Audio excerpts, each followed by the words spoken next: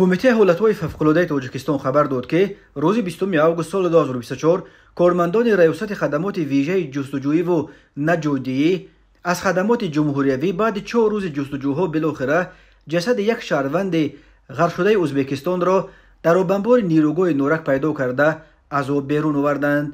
بنا به اطلاع مرکز مطبوعات کمیته حالتهای فوق‌العاده روز 17 آگوست سال 2024 یک جوانمرد 28 ساله ساکن ولایت سمرقند ازبکستان که برای استراحت به تاجیکستان آمده بود هنگام آببازی در آبانبار نیروگاه نورک غرق شد.